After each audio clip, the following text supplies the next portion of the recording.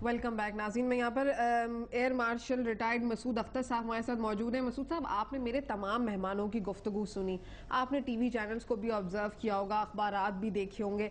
2-3 दिन से मुसलसल स्टेटमेंट्स आए चले जा रहे हैं। आज जैसे कि आपने सुना होगा कि जी नवाज शरीफ साहब ने कहा है कि जी ऐसा अल्लाह वक्त बुरा ना लेकर आए और जी अफवाहें उड़ रही हैं और जो है मार्शल लॉ के खिलाफ हमको मुत्तहद रहना होगा। वज़ीर आज़म साहब भी इसी तरह के स्टेटमेंट्स दे रहे हैं। तो क्या वाकई मार्शल लॉ लग सकता है? ये क्या होगा? मेरे ख्याल में दुआओं से इस तरह की बलाएं पाकिस्तान में कम से कम नहीं टलती, लेकिन दैट असाइड जो इस वक्त फौज की पोजीशन है वो एक बहुत ही पेचीदा कॉम्प्लिकेटेड ऑपरेशन में फंसी हुई है।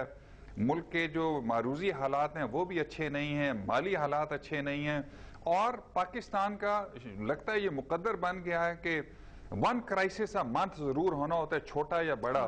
अब देखिए, बड़े अरसे से जो गैर रियासती अफराद हैं उन्होंने कोई बड़ा हमला नहीं किया कहीं पे, उन्हें पूरी काबिलियत है, वो कर सकते हैं। तो ये हालात में प्रेशर बढ़ता जाएगा।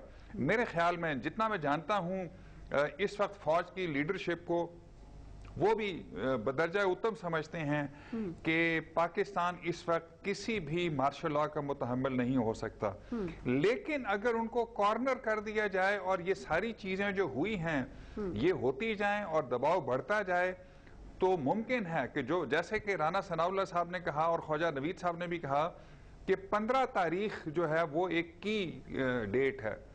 15 तारीख को अब चीफ ऑफ आर्मी स्टाफ और जनरल पाशा वो जब अपनी स्टेटमेंट देते हैं तो उसमें बड़ी इंडिकेशन जाएंगे कि नंबर 1 लिखा क्या है, नंबर 2 कि वो अपने जज एडवोकेट जनरल के थ्रू भेजते हैं वो जो स्टेटमेंट है टू द सुप्रीम कोर्ट, या वो मिनिस्ट्री ऑफ डिफेंस के थ्रू भेजते हैं। अगर तो पहला वाला रास्ता इख्तियार करते हैं तो फिर तो मतलब कि उनमें बहुत बड़ी खलीज जो है वो नजर आ जाएगी कि फौज के दरमियान और हुकूमत के दरमियान। वो तो खलीज पे जो बात हो रही है मसूद साहब, वो तो आ गई है। वो तो मतलब स्टेटमेंट्स जो इशू है, क्योंकि कल भी अगर आपने अखबारात पढ़े होंगे तो उसके अंदर एक बीच में फ्रंट पेज पर एक अखबार के अंदर खबर आई थी कि जी जनरल चीफ जो है आर्मी के, उनकी मुलाकात कियानी साहब की जरदारी साहब से हुई है and they had a kind of a स्पैट in between.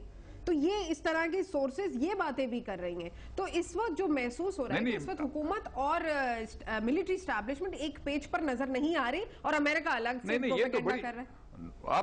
आप बिल्कुल बजा फरमा रही हैं और ये हमारी बड़ी सितम ज़रीफी है सोफिया कि आज तक 1947 से लेकर आज तक कोई भी सिविलियन हुकूमत ऐसी नहीं है जो कि इस्लामाबाद को और रावलपिंडी को एक सिमत में ले जा सकी हो।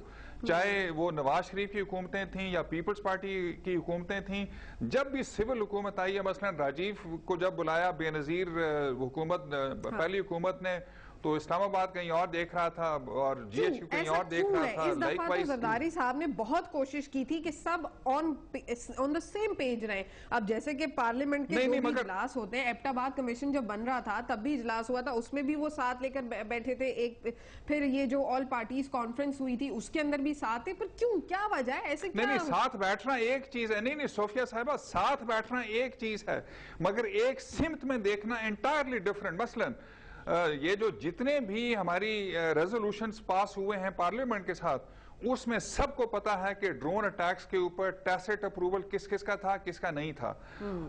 दाएं बाजू की जमातें कुछ और कह रही थी, बाएं बाजू की कुछ और कह रही थी, फौज कहीं और देख रही थी, हुकूमत कहीं और देख रही थी।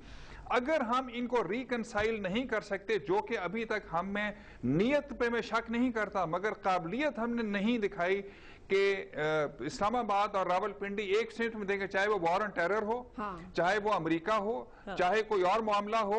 और ये तो अब जब से हक्कानी साहब मुबैना तौर पर, इस वक्त तो एस्टैब्लिश नहीं हुआ कि वो उन्होंने वाकई ये मेमो लिखवाया है या नहीं लिखवाया, लेकिन जैसे कहा जा रहा है कि फौज के पास वो सारे प्रूफ्स हैं, वो सारे प्रूफ्स ले आते हैं तो they can be very very damaging. और उस सूरत में भी मेरे ख्याल में पाकिस्तान की फौज खुद बूट्स ऑन ग्राउंड पाकिस्तान में सिविलियन हुकूमत में नहीं अड़ाएगी, लेकिन उसके साथ कोई प्रेशर डाल सकती है सारी सियासी जमातों पर कि कोई ना कोई फैसला किया जाए, अर्ली इलेक्शंस हों या कोई या वो सिविल interim हुकूमत आए, government लेकर टेक्नोक्रेट्स आए। की हुकूमत आए, वरना नहीं, वो खुद नहीं आएंगे, वो खुद नहीं आएंगे। अच्छा, मैं राणा साहब ब्रेक पर जाना है, लेकिन मैं एक सवाल आपसे यहाँ पर ये पूछना चाह रही हूँ कि ये जो तमाम तर इशू पीपल्स पार्टी और नून लीग के बीच में शुरू हुआ है, वो पहले जो तहकीकात का जो कंफ्यूजन नजर आ रही है, उसमें नवाज शरीफ साहब ने सुप्रीम कोर्ट में जो मेमो स्कैंडल भेजा है उससे शुरू हुआ है। अब जबकि पहले उन्होंने खुद ही ये बात कही थी कि जी तहकीकात जो है वो कौमी सलामती की पार्लियामेंट्री कमेटी कर लेगी, और उसके अंदर वो शुरू भी हो गई थी, जिसमें वो बाय कैमरल और बाय पार्टिसन कमेटीज ने ये तहकीकात शुरू भी कर ली थी। फिर डिसीजन क्यों चेंज किया? नहीं, ये इस मामले को कंफ्यूज किया जा रहा है। देखिए, ये 22 अक्टूबर के बाद ये मामला जो है ये सामने आया है, और उसके बाद गवर्नमेंट ने बिल्कुल पार्लियामेंट को कोई अहमियत नहीं दी, इस मामले को फॉर डिस्कशन पार्लियामेंट में लेके नहीं आई, पार्लियामेंट के जो पहले रेजोल्यूशन के ऊपर कोई अमल नहीं किया।